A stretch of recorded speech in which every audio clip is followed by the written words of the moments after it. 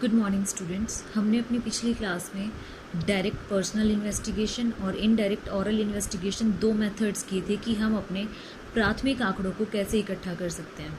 अब हम अपना अगला मेथड करेंगे, third method, information from local sources और कॉरेस्पॉन्डेंट्स। इंफॉर्मेशन फ्रॉम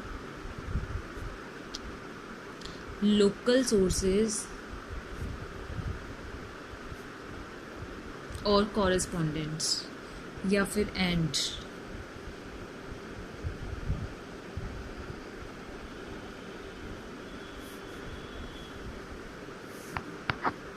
ये है आपका टॉपिक आज का। इसके अंदर हमारा जो हिंदी में इसका मीनिंग है वो हिंदी में क्या लिख सकते हैं हम, स्थानीय स्रोतों व संवाददाताओं से सूचना प्राप्ति।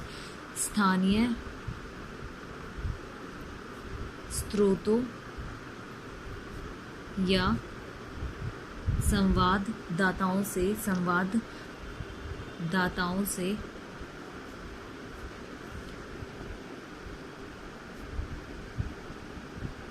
सूचना प्राप्ति।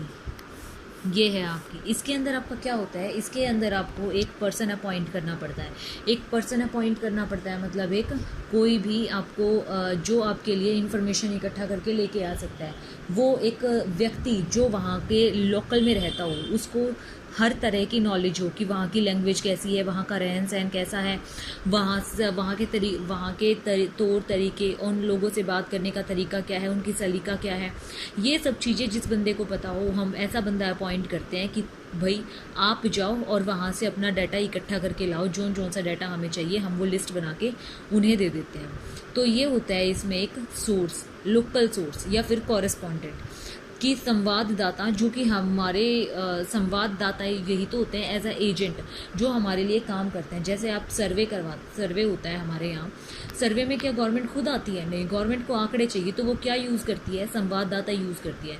पर्टिकुलर एरिया में वहाँ के जो नॉन पर्सनस हैं उनको अपॉइंट कर देती है, जो वहाँ से अच्छे से कलेक्ट करके लेकर आ सकते हैं इन्फॉर्मेशन, उनको अपॉइंट करती है। तो अब हमारे यहाँ पे ये जो मेथड है वो कहाँ कहाँ शूटेबल होता है,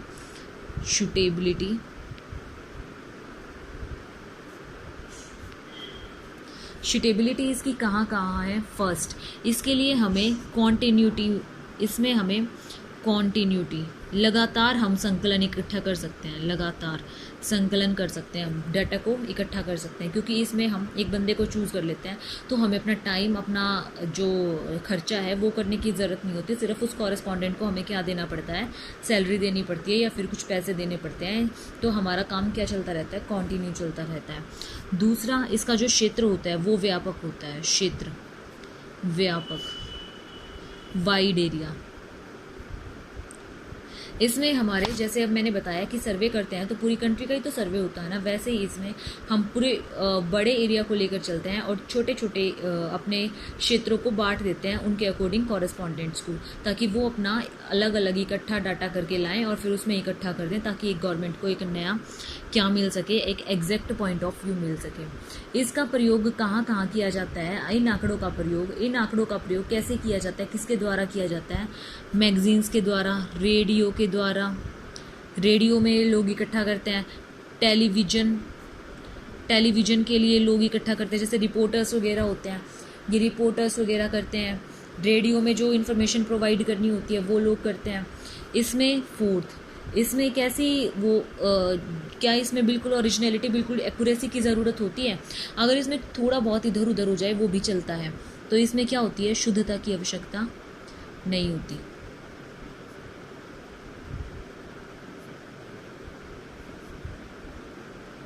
शुद्धता की आवश्यकता नहीं होती। तो ये थी इसकी सुटेबिलिटी कि ये कैसे कैसे सुटेबल हो सकता है, उपयुक्त हो सकता है। अब आते हैं इसके गुण, मेरिट्स। इसकी मेरिट्स क्या क्या होंगी? फर्स्ट, इसके लिए हमारी जो खर्चा होगा वो कम लगेगा। दूसरा, समय कम लगेगा। तीसरी चीज और क्या लगेगी, क्षेत्र विस्तृत होगा, क्षेत्र विस्तृत। चौथी चीज़ हमारे लिए क्या होगी इसमें, कॉन्टीन्यूटी, हम इसमें निरंतरता बनाए रखेंगे। क्यों? क्योंकि इसमें हमारा डाटा जो है वो हमारे कॉरेस्पॉन्डेंट्स लगातार लाते रहेंगे। इसके लिए किसी स्पेशल पर्पस की ज़रूरत नहीं होती। इसके लिए किसी स्पेशल पर्पस की ज़रूरत नहीं होती। क्या मतलब कि इसके लिए किसी एक पर्टिकुलर इंसान की ज़रूरत नहीं होती। स्पेशल पर्पस तो चाहिए होता है, सॉरी गलत बोल गई मैं। इसके लिए किसी स्पेशल पर्पस की ज़रूरत होती है, क्योंकि बिना स्पेशल पर्पस के तो हम सर्वे करेंगे नहीं। तो इसके लिए क्या होती है, स्पेशल पर्पस की ज़रूरत,